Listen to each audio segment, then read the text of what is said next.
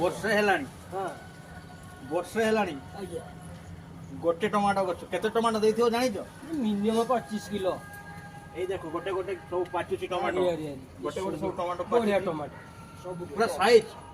ଗୋଟେ ଗଛ ଗୋଟେ ବର୍ଷ ହେଲାଣି ଏଇଟା ଆପଣ ଲଗେଇଥିଲେ ଆଜ୍ଞା ଆଜ୍ଞା ଏଇଟା ତାମିଲନାଡୁ ଗଛ ନୁହେଁ ତାମିଲନାଡୁ ଗଛ ଆଚ୍ଛା ଆଚ୍ଛା ଏଇଟା ବି ଗୋଟେ ଗଛରେ ପାଖାପାଖି କୁଇଣ୍ଟାଲ ଟମାଟୋ ଫଳିଲାଣି ବିହନ ରଖିଛ ବିହନ ରଖିବ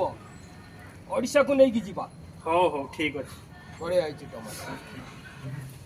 ଗୋଟିଏ ଗଛ ଆଉ ଦେଖୁନାହାନ୍ତି এই ସବୁ ଫେର ନୂଆ ଫୁଲ ଆସିଗଲାଣି ବଢିଆ ହେଇଛି ସବୁ ବଢିଆ।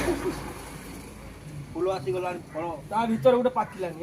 ମାନେ କେବେ ବି ଫଳ ଆଉ ବନ୍ଦ ହବାର ନାହିଁ ଆଚ୍ଛା ଆଚ୍ଛା ଆଚ୍ଛା ଆଚ୍ଛା ପ୍ରତ୍ୟେକ ଦିନ ଟମାଟୋ ଖାଇବା ପାଇଁ ପଡିବ ଆଚ୍ଛା ପ୍ରତ୍ୟେକ ଦିନ ବି ମିଳୁଛି ଟମାଟୋ ଏ ଦେଖନ୍ତୁ ପୁରା ଏଇଟା ଗୋଟେ ଇଏ ହେଲା କଞ୍ଚା ଇଏ ହେଲା ପାଚିଲା ଆଚ୍ଛା ଆଚ୍ଛା ଇଏ ହେଲା ପୁରା ଦେଶୀ ଦେଖନ୍ତୁ, ପୁରା ଟମାଟୋ? ପୁରା ଦେଶୀ ଟମାଟୋ ଆଚ୍ଛା ଆଚ୍ଛା ଆଚ୍ଛା ଗଛର ଆୟୁଷ ହେଲା ଗୋଟେ ବର୍ଷ ଗୋଟେ ବର୍ଷ ହେଲାଣି ଆଉ କେତେ ଦିନ ହବ ତ ଜଣା ନାହିଁ। କହି ହଉନି କହି ହଉନି। ଫେର ଫୁଲ ଫଳ ହଉଛି ହଁ କେବଳ ଗୋଟେ ଗଛ ହଉ ରଖନ୍ତୁ ହଉ ହଉ ଯଦି ଆପଣଙ୍କର ବିହନ ଦରକାର ତାହେଲେ ଯୋଗାଯୋଗ କରନ୍ତୁ ଏଇ ନମ୍ବର ଆଉ ହଁ ଆଉ এই ଭିଡିଓ ଯଦି ଭଲ ଲାଗିଲା ଆଚ୍ଛା। ଲାଇକ୍ କରିବେ ସବସ୍କ୍ରାଇବ କରିବେ